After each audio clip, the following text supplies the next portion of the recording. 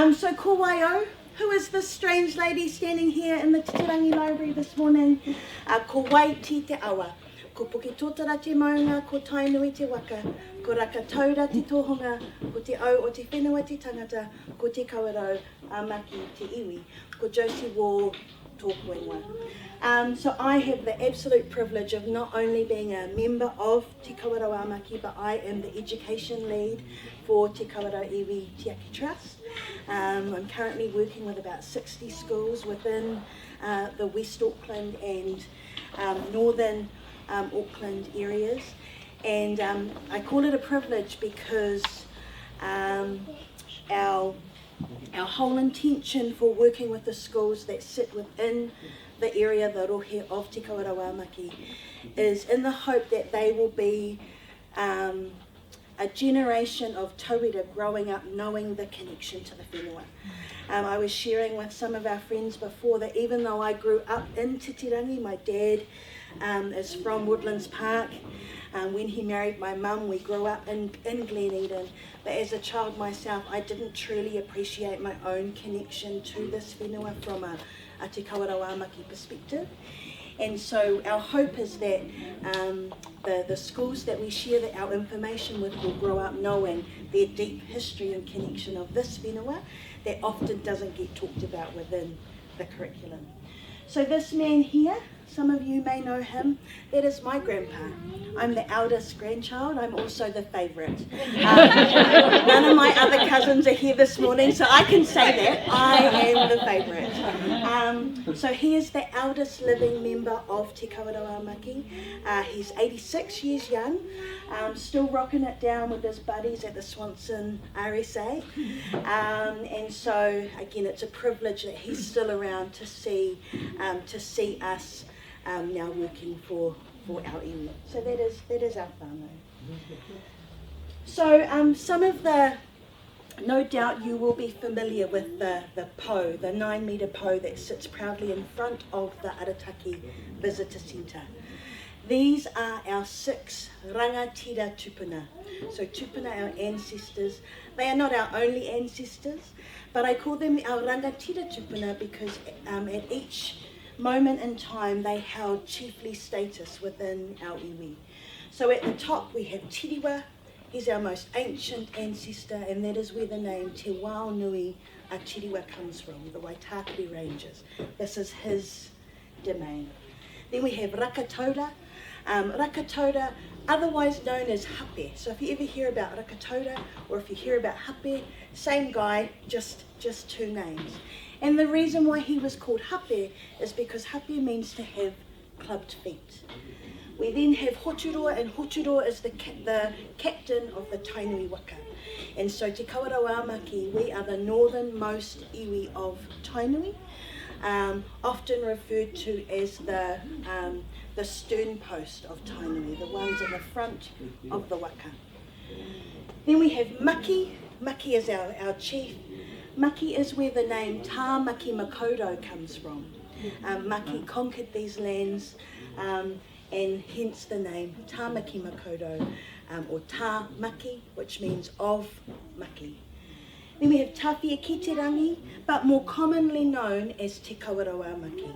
And the reason why Tawhia Titirangi was given the name Te Kawerau a Maki is because a kawerau is a carrying strap. So Te Kawerau a Maki means the carrying strap of Maki. That was Maki's son. And then lastly, Hawati, otherwise known as Te O or Te Whenua, and he's the last one on the po there.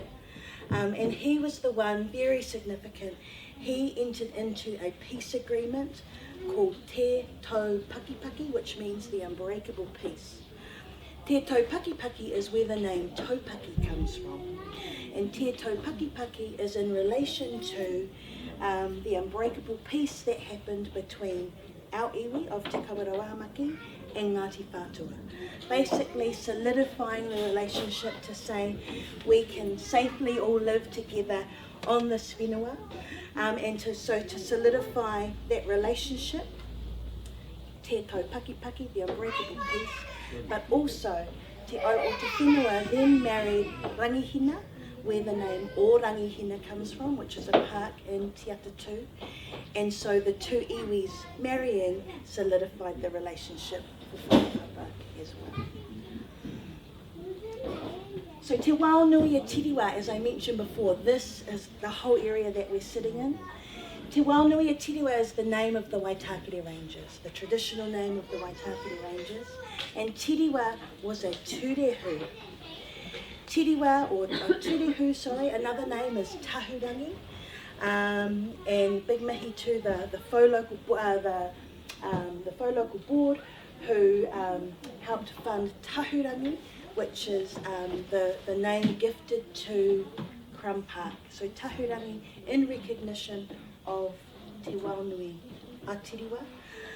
His most well-known feat, I'm sure you've heard about it, is when he lifted the maunga out in Karikare, out in Musa Bay, and moved it to Te Waitemata.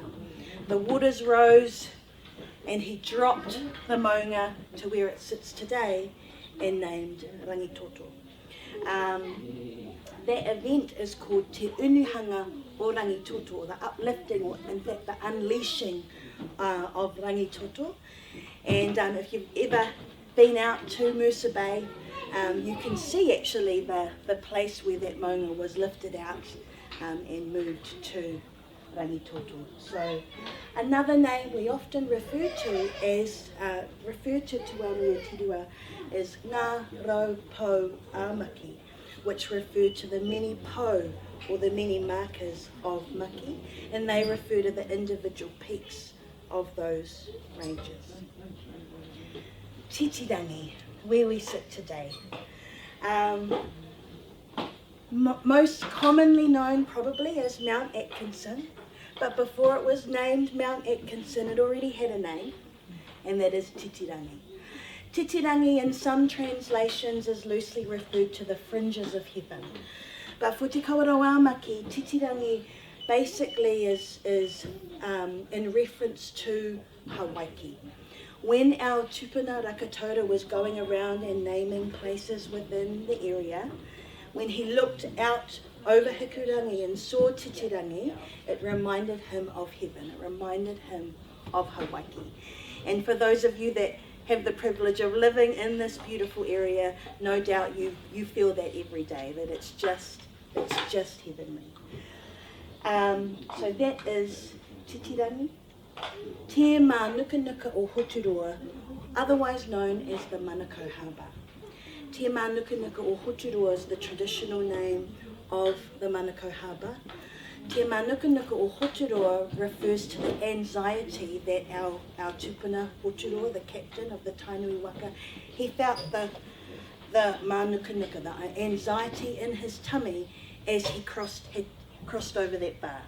My father is a fisherman, and he himself feels the anxiety of those harbours as he tries to get over that bar sometimes. So that is where that name came from. Another name we refer to Te mā nuka nuka o Hoturoa is Ngā Tai a Rakatoura, which refers to the waters of Rakatoura. And remember, the Rakatoura, Hape, same guy. Hape, here he is. So Hape, Rakatoura was the name that Hape was given at birth. Te Kawerau Maki, it sounds like we like to give people names and then give them another name later on, usually because of, a characteristic that they have or an event that happened. Because we've just met, I won't share some of the nicknames that we have in our whānau. But this one, Hape, specifically means to have clubbed feet. So Hape o Rakatoura, he went to the captain of the Tainui Waka, he went to Hoturoa, and he said, I want to be your tohunga.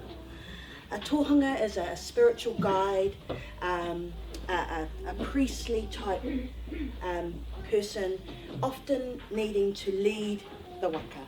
So navigational skills were the best, and could incite very powerful karakia.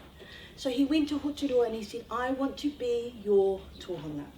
My karakia are strong, my navigational skills are second to none, let me do the job.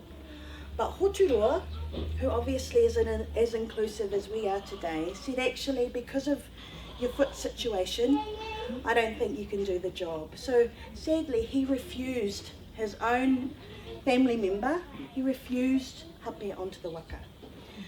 But Hape, being a self-determined man in his own right, said, you know what? I know I can do this job. I back myself. I know I have what it takes. So he decided to come to Aotearoa anyway. And because he could, he incited some powerful karakia.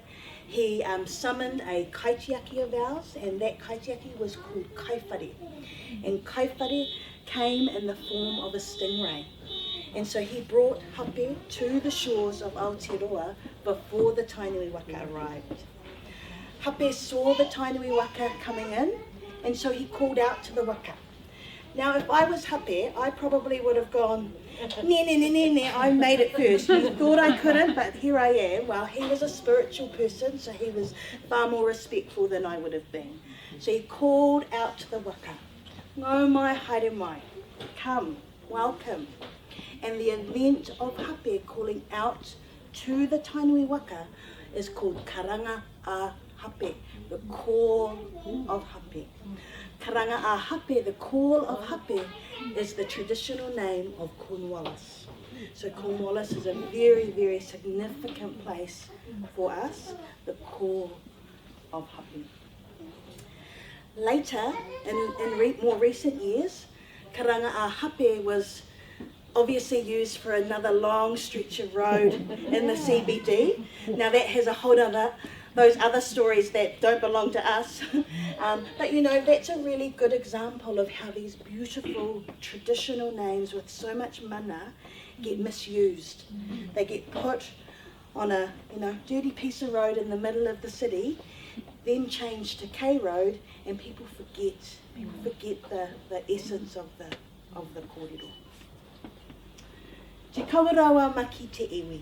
So, interestingly enough, before Te Kawerau became chief, Te Kawerau Maki, our iwi, were part of the Ngā Ohonga iwi tribes within Tāmaki.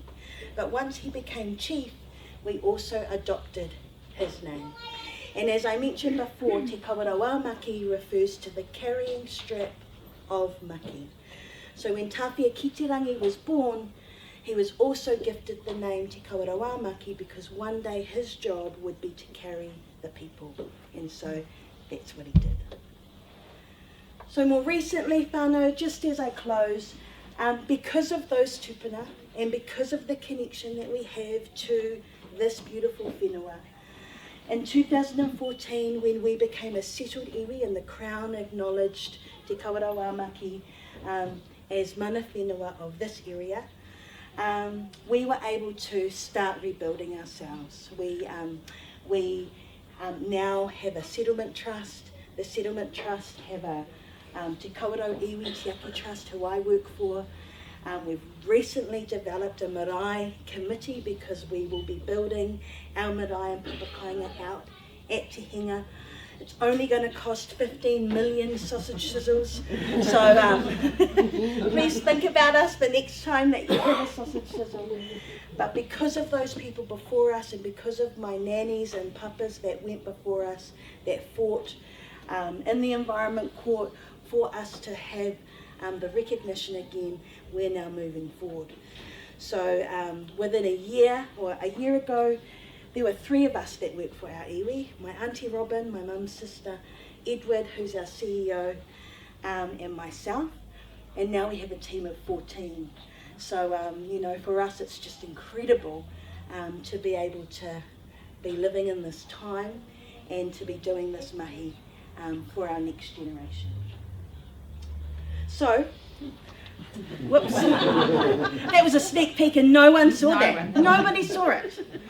So now that you know a little bit about who we are and about Te Kawerau Maki, I just want to mihi to the incredible work that the team of Michelle, the Waitakere Rangers Peace Free Alliance, the South Titirangi Network, and all of the other amazing people that have come together on this amazing project around special species.